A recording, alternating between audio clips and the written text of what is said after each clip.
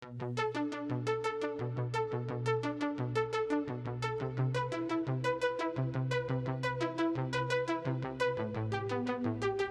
you, Mr. Knox, and welcome commissioners and members of the public to our LAFCo February meeting. At this time, I'd like to have the clerk call the roll. Commissioner Ayon? Absent. Commissioner Clark? Here. Commissioner Couch? Absent. Commissioner Endicott? Present. Commissioner Flores? Here. Commissioner Gonzalez, alternate for Fowler? Here. Commissioner Gonzalez? Here. Commissioner McKibben? Here. Commissioner Zaragoza? Here. Roll call complete. Thank you, Madam Clerk. At this time, we'll proceed to invocation, and Commissioner Clark, would you do this the honors of saying prayer? Be my pleasure. 2 for 2. Please bow with me. Dear Heavenly Father, we thank you for this day. We please ask that you aid our commissioners and our staff members in their decision-making process today. We ask that you continue to be with all the families affected in the LA fires and just Kern County in general, dear God. And please continue to be with us and be with all the loved ones that we have in our families and so on and so forth. In Jesus' name we pray, amen. Amen. Thank you for that. Okay, so that brings us to item 4, which is video conference emergency request. Nope. Oh, how did I skip the pledge? Okay. Commissioner Jose Gonzalez. Get ahead of myself.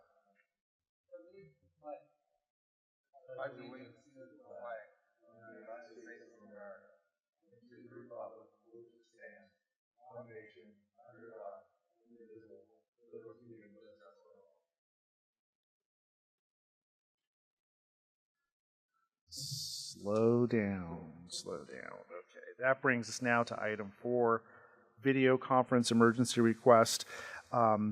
Is any clerk of any commissioner is attending by video conference? We have one. So at this time, I'd like to turn it over to our attorney, Mr. Tom Schroeder. The process is a little weird, but we have to follow it. You have to approve him meeting remotely. He has to give you the reason why he's coming in remotely rather than being here in person.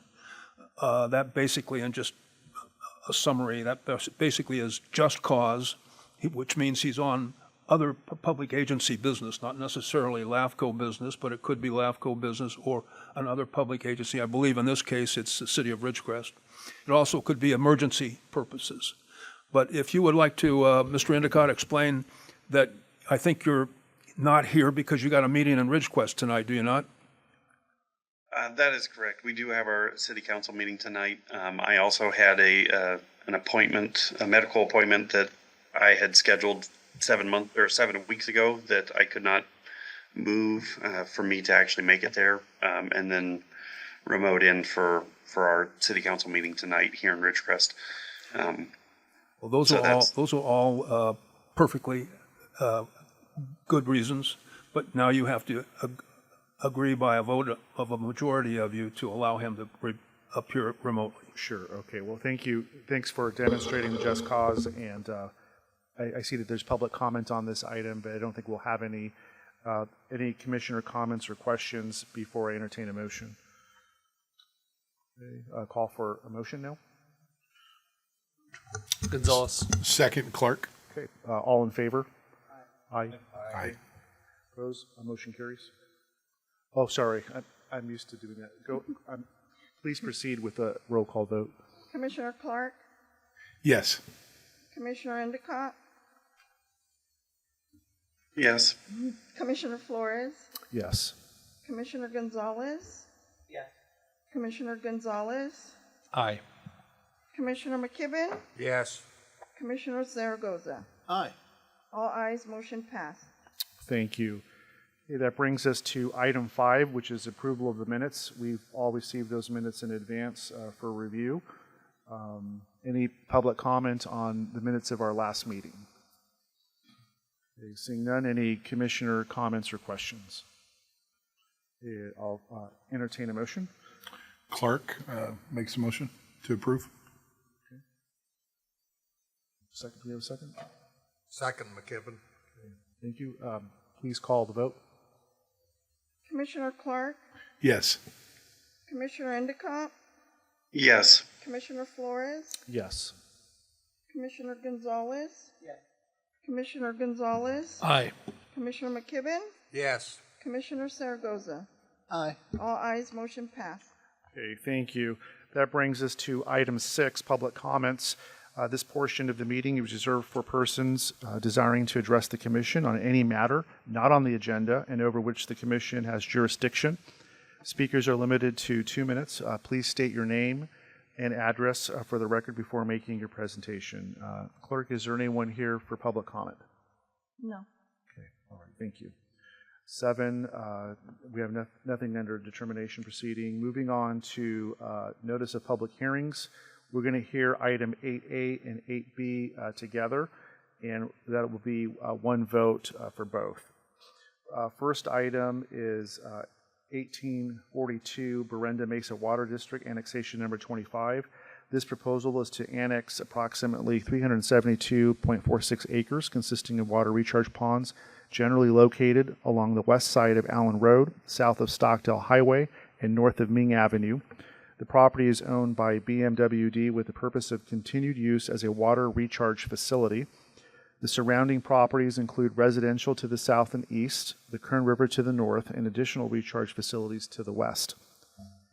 This proposal has 100% landowner consent. The applicant has requested that notice hearing and protest hearing be waived. Item B, 1841 Berenda Mesa Water District Sphere of Influence Amendment.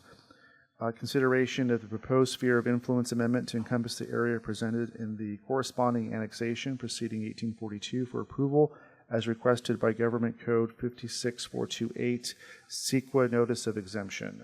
At this time, I'll ask for Mr. Knox to give the officer report. With the approval of the chair, I'll make a presentation on both 1841 and 1842. Sure, please proceed. As I mentioned last month, that in our attempts to cross-train, Ms. Menchaca has been processing this application. We chose Berenda Mesa number 35 because it was one of the simplest and routine of annexations. It does not mean it doesn't have its quirks. It is unusual for an ag water district to annex area that is completely within a city boundary. At first, this was of concern to city staff, but after explaining this doesn't mean the property will be detached from the city, they removed their objections. The proposed annexation property is not adjacent to the current boundaries. This is allowed under the principal act of this type of district. The district has indicated that the use of the property will not change. It will remain a water recharge facility. Bringing this property into the district boundaries will eliminate the property tax paid by the district. The property is not within the district's sphere of influence, and an adjustment of the SOI is required. The district is only increasing the sphere with the same amount as the proposed annexation. Taxation will cease for the district. It's zoned agricultural. It is consistent with general plan, regional transportation plans, or specific plans. There's no ag land conversion. It is consistent with commission policies and conforms to assessor parcels. We have an indemnification agreement. There is functional overlap with the city of Bakersfield. Both the district and the city provide water. The property is being used for water storage and not for municipal water services.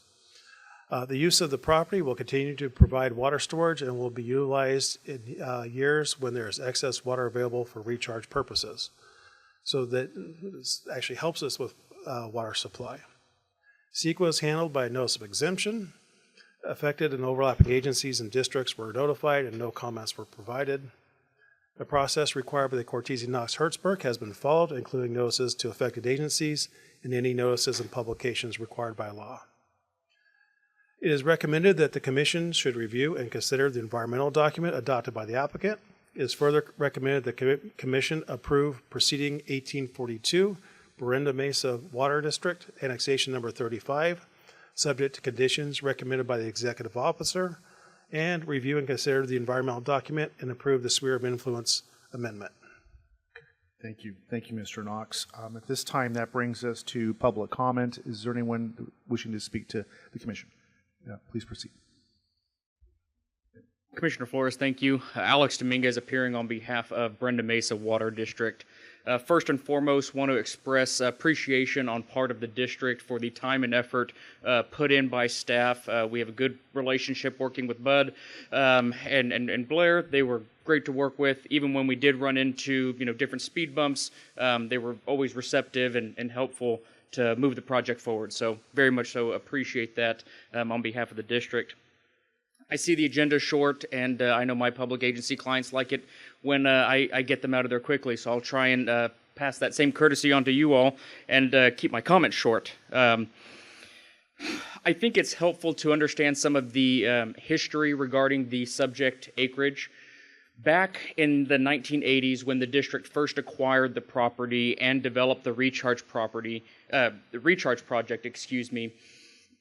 the district did try to annex the property within its boundaries and within its sphere of influence. However, at the time, there were overlapping boundaries with Rosedale Rio Bravo Water Storage District. And given the overlapping boundaries, Brenda Mesa decided to just pull its application. And since the 80s, we have just allowed it to exist within the city of Bakersfield and within the city, or within, Rosedale Rio Bravo Water Storage District's boundaries. However, since then, two things have changed. First and foremost is the revision of boundaries from Rosedale Rio Bravo. Over the past 45 years, Rosedale Rio Bravo has changed its jurisdictional boundaries, so now we're not dealing with any overlapping boundaries issue anymore, at least not with another like water purveyor, like Rosedale, and like the district. Second, with that, we also received a letter of support from Rosedale Rio Bravo with regards to our proposed annexation. So way back when Rosedale Rio Bravo protested it, now we're on good standing with the surrounding districts. The second issue here is the one of the Sustainable Groundwater Management Act, SGMA, as it's commonly referred to. Back in the 1980s, I don't think that SGMA was really at the forefront of anyone's mind. However, now the state is requiring more stringent monitoring and use of our groundwater resources, and this project does help with the overall basin's use and storage, of surface water for subsequent use. Currently, because this area is outside of Brenda Mesa and its GSA's boundaries, Brenda Mesa does not have authority to control any of the activities with regards to the deposit or withdrawal of waters from that area under the Sustainable Groundwater Management Act. Currently, that is within the Kern Delta GSA. We've sat down with the folks at Kern Delta, worked this out with them. Pretty much what they've told us is, hey, you deal with the Department of Water Resources if Kern LAFCo gives it the thumbs up, and we'll stay out of your way. So while we love our friends over at Kern Delta, now we, upon approval from this body, if approved, we'll then move on to the Department of Water Resources and work with them on revising our GSA boundaries and continue to move forward with SGMA implementation. So that's a little bit of the history. Don't want to belabor this point too much. In closing, just want to say that we support staff's recommendation and hope you'll approve the annexation. Thank you, Mr. Dominguez, and thank you for that comprehensive history of the water district and your neighbors and the importance to local water supply. Any other public comment? Okay. All right. Seeing none, commissioner comments or questions? Yes. Sure. Go ahead. Mr. Flores, just a real quick question, just to summarize, will the water district's tax revenues for the annexed area come from the existing parcel owners within the district, or will the annexed area be assessed a separate tax or fee to fund the water district services? So it's my understanding that because we're within the city of Bakersfield, we are getting taxed on that, on those parcels. The district has been paying those taxes based on water rates that it passes on to all of its landowners, and so that practice will continue. Thank you, Commissioner Clark. Just really quickly, the district actually owns all the parcels. There are no other entities involved in this. Yes. thank you. Any other questions or comments? Okay. I think that wraps it up. I'll entertain a motion. I'll make the motion. Commissioner Clark? Motion second by Zaragoza. Madam Clerk, please call the roll. Commissioner Clark, Yes. Commissioner Endicott, Yes. Commissioner Flores, Yes. Commissioner Gonzalez, Commissioner Gonzalez, Yes. Commissioner McKibben, Yes. Commissioner Zaragoza. Yes. All ayes, motion passed. Okay, thank you. That brings us to item C under notice of public hearings, which is 1836, City of McFarland Annexation Number 20. This is the protest hearing results. The City of McFarland Annexation Number 20 was approved by the Commission at the January 15, 2025 Commission meeting. This proposal is to annex approximately 186.41 acres of land consisting of 4 parcels located on the side of Taylor Avenue, east side of Stradley Avenue, and north side of Hannawalt Avenue. A conducting authority, a protest hearing, will be completed pursuant to Government Code Section 56375.3 on February 18th, 2025 from 10 a.m. to 12 p.m. at the City of McFarland Council Chambers. As the legal proceeding, it will be conducted after this agenda is released, and results will be announced at the meeting. Mr. Knox, Executive Officer Report. A protest hearing was held in McFarland yesterday at the City Council Chambers. No people other than LAFCo and city staff attended. No protests were submitted. No protests received in our office, by mail, or any other means. Therefore, my recommendation is accept the results of no protests. Okay, thank you. Bursting at the seams. You know, and I don't want to belabor it too much, but hypothetically, since I'm still learning as a new member and commissioner, let's just say the protest came in as a majority. What would happen then? If there's 50% plus 1, the annexation fails. I see. Okay. If it's 25%, it actually goes to an election. Okay. Interesting. That's typically how that works. Thank you. Thank you for that. Yeah. Appreciate that. Okay. Any public comment on this hearing? Seeing none. Commissioner comments or questions? Seeing none also. And at this time, I'll call for a motion. Gonzalez will make the motion to approve. Endicott, second. Okay, thank you. Madam Clerk, please call the roll. Commissioner Clark, Yes. Commissioner Endicott, Yes. Commissioner Flores, Yes. Commissioner Gonzalez, Yes. Commissioner Gonzalez, Aye. Commissioner McKibben, Yes. Commissioner Zaragoza. Aye. All ayes, motion passed. Okay, thank you. And we are on item 9, commission items. That brings us to 9A, Kern LAFCo Strategic Plan 2025-2035. And this is an informational item of the draft strategic plan, which was submitted to the Policy Committee at their meeting just prior to this commission meeting. And a verbal report will be provided by our Executive Officer, Mr. Knox. I first want to note that Commissioner Couch has joined us. For the record, we're 5:37. Welcome. The Policy Committee was to meet prior to this meeting to discuss a number of topics, but we did not have a quorum, so there was no action taken. There was some discussion of what kind of next steps would be, and Commissioner Zaragoza had an idea about doing a possible workshop.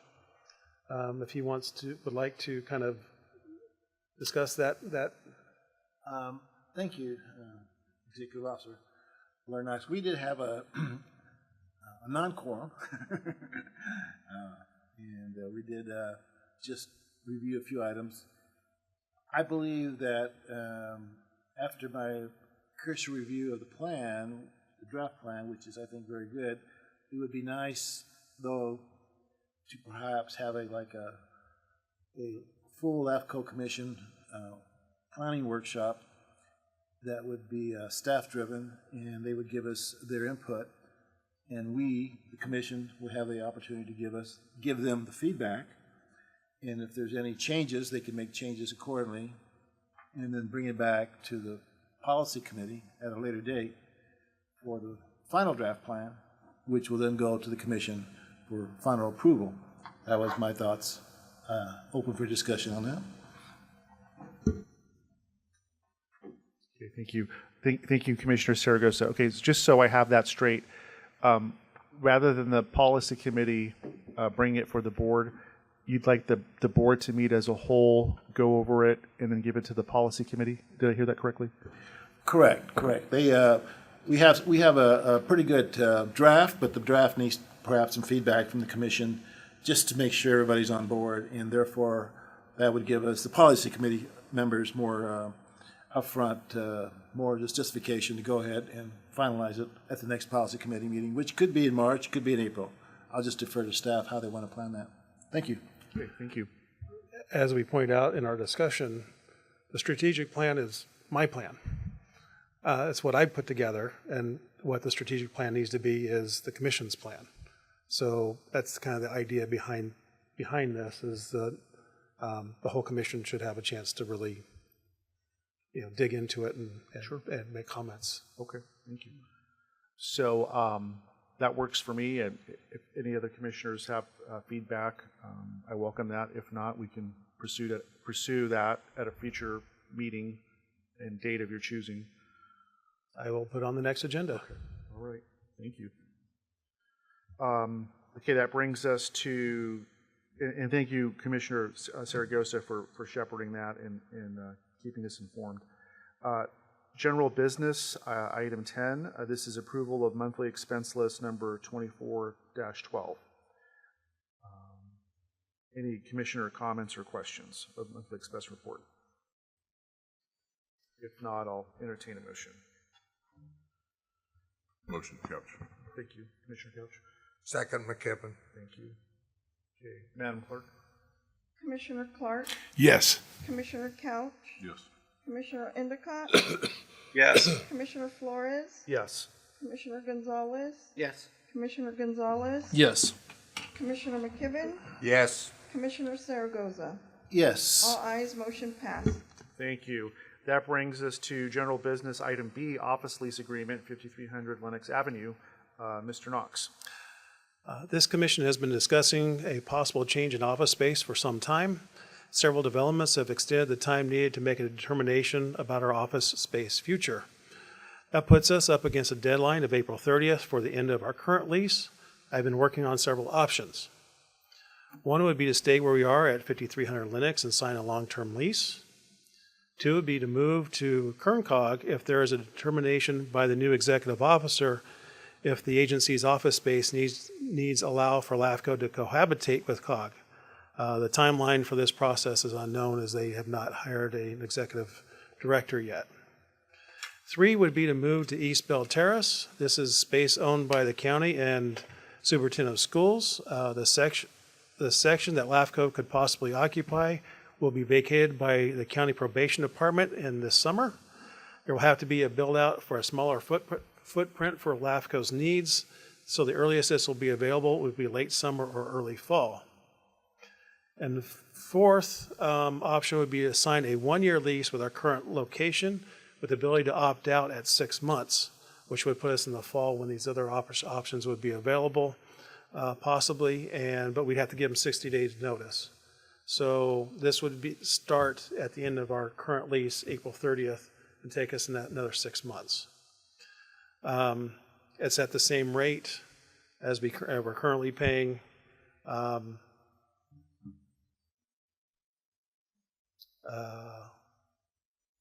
And my recommendation would be to sign the one-year lease with option to leave after 6 months with 30-day notice. And that's for the 5300 Lenox site? Yes. Thank you. Does that conclude report? It does. Okay, thank you. Thank you, Mr. Knox. Any public comment? Okay, any commissioner comments or questions on the lease arrangements? We have one, go ahead. Oh, thank you, Commissioner Flores. I believe that the one-year lease option is appropriate. That would give us 6 more months at minimum or longer to readjust or reevaluate what's out there. Things can change, you never know. And this way, it would not be such a big move until later. And just kind of a question of staff, is the superintendent of schools more than likely will have a lease person by 6 months, or are they in a hurry to replace the county probation? That may be more of a question for the supervisors than me. Okay, I'm just curious. You don't have to answer that if you don't know. I'm just curious. They don't. My understanding is there's probation. They're wanting to consolidate more of their departments in one building. So there's one new building being constructed and finished right now. Their estimated time is that they will be out by summertime. They have close to 20,000 square feet of space in that building. We're not going to inhabit 20,000 square feet. We're going to be, 1,800 square feet, or even less, because there is a shared conference room that we can use and some other parts of the facility that would not be specific to us. They'd be common where currently it's in our suite. So, once they exit and they can, kind of rebuild an area for us, that would be a possibility. I very much like the building. I'm not crazy about the area, but it's an option that we have to consider. Right. We want to be cognizant of the cost if it's reasonable. My thought is that if it's going to be during the summer, we have 6 months to reevaluate. I don't know if they're going to have somebody in mind by the summer. If they do, well, that's okay. But if they don't, we can revisit that site plus other sites as they come up during the summer. So that would be my recommendation, is the last option, which is supporting the executive officer's recommendation. Thank you. Any other comments or questions? Through the chair, I just wanted to make mention that we do have some oceanfront property in Ford City, California. Nice. Okay, so I did have a question, and I support option 3 as well. Option 4? The extension. Yes. Yeah, sorry, option 4. Sorry. Now, this building being housed in Kern, is that contingent upon a merger, or could we go here in any case? There will be no merger. Oh, no merger. Okay. I have stepped away from putting my name in for the executive director position. Okay. I made a promise. It was made clear to me that the Kern Cog board was not interested in a co-management type arrangement, and I made it clear to this commission, when this whole thing started, that if I was put to a choice between COG and LAFCo, I'm staying with LAFCo. I see. Thank you. And so there was no reason for me to continue going forward with that. Okay. Appreciate the So update. they're going to have somebody new who's running this place by August, September is kind of the timeline for Mr. Hakimi's exit, last I heard. So at that point, they'll have a new executive director who can make an assessment of what they believe their space needs are going to be. Okay. Currently, they have a lot of employees who work remotely. If they want to bring them back in, that's going to take up a considerable amount of space that we probably wouldn't work for us to be in here as well. All right. Okay, so that's very helpful. We'll see what happens moving forward. I think that we're buying enough time. We can continue to operate. We can reevaluate if they happen to have space. We can look at it in the future. I mean, conceptually, it makes sense to be housed here if they have room and if it works in terms of price. But, okay, I think we're good. I'll call for a motion if there's no other comments. I'll move the approval for option 4. Yes. Yeah, and be careful before you dance with the county, because it's onerous and it takes a long time. Sorry. That's why I said late summer, early fall at the earliest. And I'm a county guy. Yeah. So I'll second Supervisor Couch's motion. So it hasn't Dave- changed in Dave the 20 can back years me since up I on have that. worked there. Okay. Commissioner Clark, Yes. Commissioner Couch, Yes. Commissioner Endicott, Yes. Commissioner Flores, Yes. Commissioner Gonzalez, Yes. Commissioner Gonzalez? Yes. Commissioner McKibben? Yes. Commissioner Zaragoza? Aye. All ayes, motion passed. Thank you. Okay, so that brings us to Executive Officer miscellaneous items. Any? I do have a couple of different ones. Let's start with LAFCo, which is the trade association that represents, it did represent all LAFCos throughout the state. About 3 years ago, we left and have not been part of them since. There have been more difficulties at LAFCo recently. The executive director is no longer there, and at least 12 executive officers are making recommendations to their boards, their commissions, not to renew their LAFCO membership.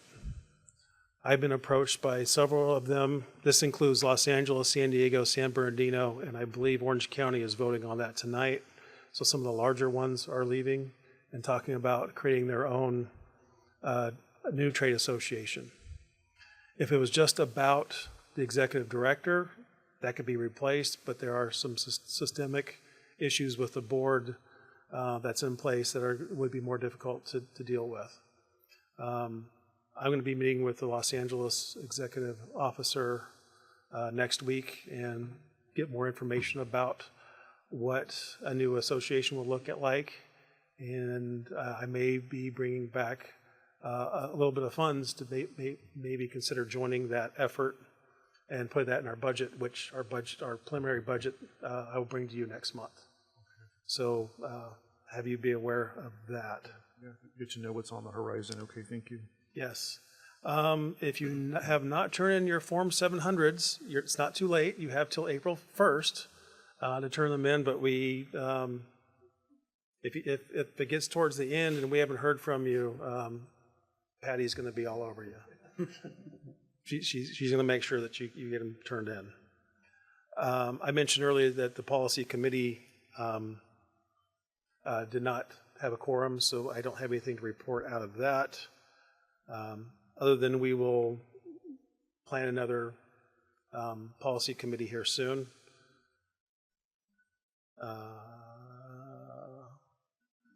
Lastly, at the last meeting I mentioned that the tax revenues for Kern County will likely suffer over the next decade due to the downturn of petroleum and agriculture in the county. I'm sure not everyone wants to hear me discuss this, but I believe it would be irresponsible not to share what I hear and learn as I represent the commission. Property tax revenues are dropping in key parts of the county. This is evident by a conversation I recently had with Commissioner Clark. His district has seen large cuts in the past few years and likely will see more. I've asked Commissioner Clark to talk about his situation. Yeah, I appreciate that. Well, first, let me start off by saying, correct me if I'm wrong, there's 84 active special districts in Kern County. Is that correct? If you don't count CSAs, yes. Yeah, so 84 of us. I sat on the council some years ago for Taft City Council, and there was a gentleman that got up in front of the diocese and said, he slammed his hand on the podium and he said, "I don't know why we have a mosquito abatement. I haven't been bit by any mosquitoes." And it's working, yeah. And me as a rec guy, I can go to the community of Taft on the west side, and I can ask the people, when's the last time you had a rock thrown through your window? And many of them are going to say it hasn't happened. But without recreation and parks, there's a lot of different things that can happen. And as a matter of fact, special districts, just for educational purposes, it's parks, it's quality of life, it's enrichment, it's workforce investment, health and wellness, it's safety, it's cemeteries, it's water districts, sewer districts, hospital districts, and fire. And none of us are going to argue this point. The point is that we are essential. We're essential for quality of life. And unfortunately, we don't have that essential tag. We don't have monies that are readily available. We have to wait and we have to hope that the property tax revenues stay up so we can meet the needs of the communities. And if those property taxes do not meet the needs of the communities, then we have to go to the communities that are suffering and ask them to pay more for services. Or we have to go and we have to come to the LAFCo Commission and we have to ask them, and this is one of many ways, we have to ask them if they can do a parcel tax increase. And anytime you're doing a parcel tax increase, as you guys know, you have one vote, but you have all the parcels, meaning the ranchers and meaning the farmers and meaning the big businesses and meaning our own oil industry. And it's tough because now you're asking them to pay more and it hurts them. And so we're caught between a rock and a hard place. And the rock and the hard place is that how do we balance a budget? So it's a forecast. It's something that we hope for. And we felt like this year we were being pretty conservative. So we thought we would get maybe 10% less than was anticipated. And we've got the notice in the mail that it's going to be 25% less. And so this is a forecast. So that means that we have to go into mid-year revision time and we have to look for ways to cut, ways to budget. We have a fiduciary duty to the taxpayer. But at the same time, we have a duty to our community to make sure that the quality of life sustains itself. And so it's tough. There's tough decisions to be made. Why? Because we've blown through our reserves. And when I say we, I can probably go shoulder to shoulder with most every special districts, particularly the rec and park districts, and say our reserves are now a slush fund. And that's a scary point. You know, I stay awake in bed at night thinking about our community because our rec district, and I'm going to talk about our rec district is the beacon of our community. Volunteerism is no longer there like it once was. We're running a Fox Theater, we're running a community garden, we're running the parks, we're running the football programs that no longer have volunteers, the Little League, the AWSO soccer. We're doing a little bit of everything. In addition to that, we're providing good workforce investment opportunities for kids that are not learning soft skills in schools anymore. I could go on and on about what our district does. I know Supervisor Couch and Mr. Flores and a few of you guys have been out to Taft. I know Blair came out to Taft just as recently as a couple weeks ago. We had a Kern County Special Districts meeting, and there's some passionate folks in there. And I know Mr. McKibben was there as well. And I think we may have had a Donnybrook almost in the hallways. But it's because we're scared, and this is our legacies. And so are we essential? Have we been deemed essential? No. Is there monies readily available? It's tough right now because the grant monies are that we were trying to get and pivot to, those have seemed to kind of go away as well. And so what do we do? What do we do as a special district? I don't think the answer is to raise parcel taxes because then it puts the onus on other folks that are struggling as well. So that's where we're at. You know, a lot of sleepless nights, but we're going to rear our head because we've been around for 76 years, West Side Recreational Park District, and we're going to continue to fight. But I did want to make sure to make mention that it's a fight, but it's a fight that everybody collectively needs to get into because if they don't, then the rocks are going to be going through your windows and you're going to be itching like crazy because those mosquitoes are going to get you. So that's all I have. Thank you, Commissioner Clark, for that sobering assessment, but as well as highlighting the value that these districts play for our communities, our kids, our families, our workforce. We're with you, and whatever we can do as a organization in Sacramento or locally or the county, let us know. I appreciate that. Senator Shannon Grove has stepped up. The county has stepped up, and that we feel like we have partners out there. But the community is going to need to step up as well, and it's going to be a tough thing. I brought my good friend Emmanuel Campos. He's in the audience, and he's a business owner, but he's also in the special district fight along with us. And it's an entire community. It's going to take an entire community to continue to fight.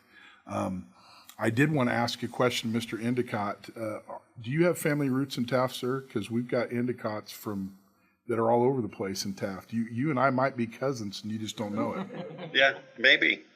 No, most of my family comes from back east. Oh, but there you go. All right. Well, most of everybody in Taft comes from back east, but That's true. another That's true. story. So, Chair, if I may. Sure. I believe LAFCo has a role in dealing with this. While we can't control the revenue side, we can work on making cities and districts more efficient. Utilize the revenues that we have better serving our communities. And I will be bringing to this commission more opportunities to do just that. We've talked about possibly even combining Westside Rec and Park with Button Willow and then bringing in Lost Hills. So, which, we approved but got rejected by the voters out there. So there are ways to bring more efficiencies and stretch dollars further. And I think that's something, well, it's in our in Cortese, Knox, Hertzberg, that's our job to do. So I just wanted to bring that to your attention. Thank you. Thank you both. Okay, that brings us now to closed session.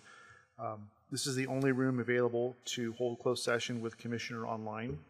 At this time, we ask everyone who's not on the commission to please exit from the room, and thank you for being here. For those online, we can place you in the virtual waiting room until closed session is finished. If anyone is called in, there's not an opportunity to place you on hold. We'll have to say goodbye for now, and we'll reopen the room and bring back everyone from the virtual waiting room. Commissioner Flores? Yeah.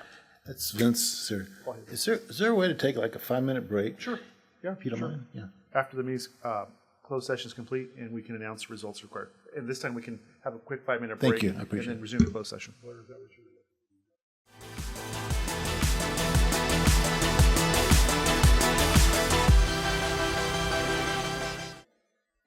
Okay, welcome back, everybody. We're going to reconvene back to open session. Mr. Schroeder, is there anything to report out of closed session? There was no reportable action in closed session. Okay, thank you. So now it's my understanding that at this time I can entertain a motion. Yes, a motion on his request for pay increase. Okay, so we have been approached by our executive director, Mr. Blair Knox, to entertain a salary adjustment, and at this time our board has discussed that, and I'm ready to entertain a motion to that effect. I'll make a motion to grant the request, but to go 4% increase for Mr. Knox. Thank you. Second, McKibben. Okay, thank you. So call for the vote. Commissioner Clark, Yes. Commissioner Couch, Yes. Commissioner Endicott, Yes. Commissioner Flores, Yes. Commissioner Gonzalez, Yes. Commissioner Gonzalez, Yes. Commissioner McKibben, Yes. Commissioner Zaragoza. Aye. All ayes, motion passed. Thank you, and I wanted to extend on behalf of the board, thank you to your leadership, your staff, your work ethic, and positioning our county to be the best that we can in terms of the issues that LAFCo considers. And hopefully we'll move forward and keep up the great work. And at this time, that brings us to adjournment. If there's no further business, our next scheduled meeting will be Wednesday, March 19th, 2025. Okay, we're adjourned.